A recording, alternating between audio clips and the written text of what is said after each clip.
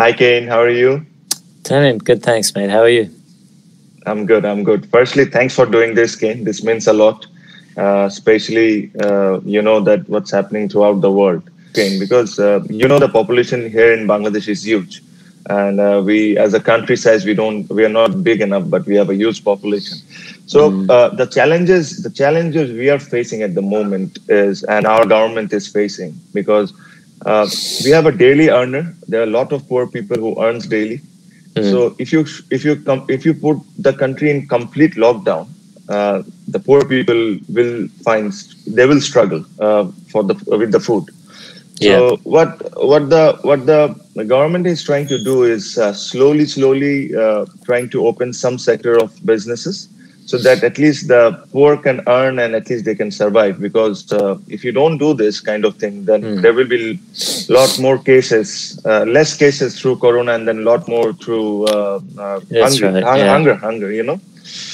yeah, So yeah, the situation is not great, as you know, but yeah, I'm happy that New shame. Zealand is doing well. Yeah, Anyway, yeah. so Thanks for that.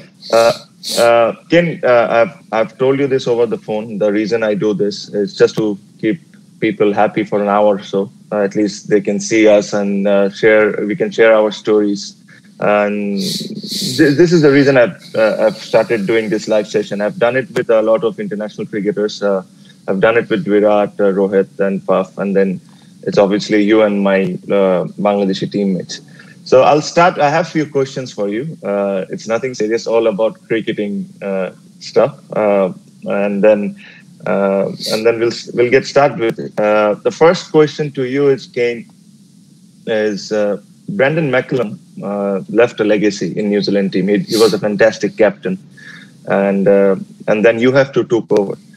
It's a similar situation with me and Mash, where Mash has done really well as a captain, and then I just got appointed now. So, what are the challenges you faced when you first took over as a captain? This is what I wanted to know.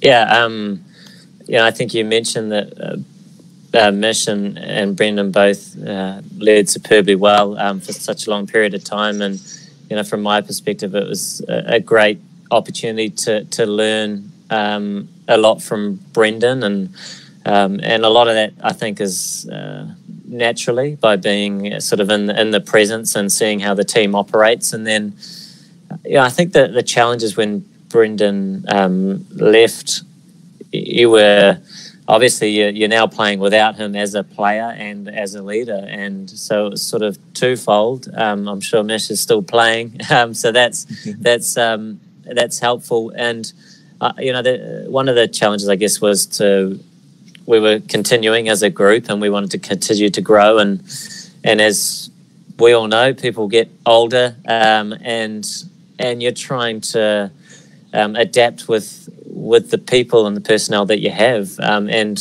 there's just always change, and it's sort of embracing that change.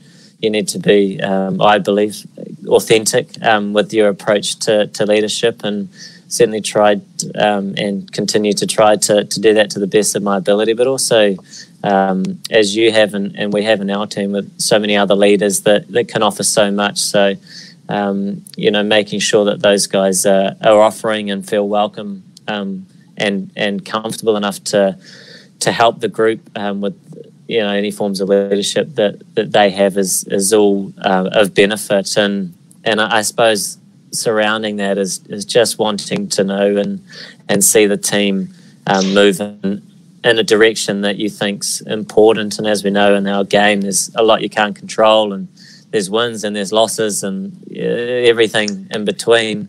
But you still know, I think, when the results, when they come and they go, whether you still have a gradual trend, and it's not just judged on the win or the loss. There's a lot more that goes into it, as you know, you've played the game for a long period of time. So those were a lot of things that I know Brendan was big on, and things that are still really important, I think, to most teams.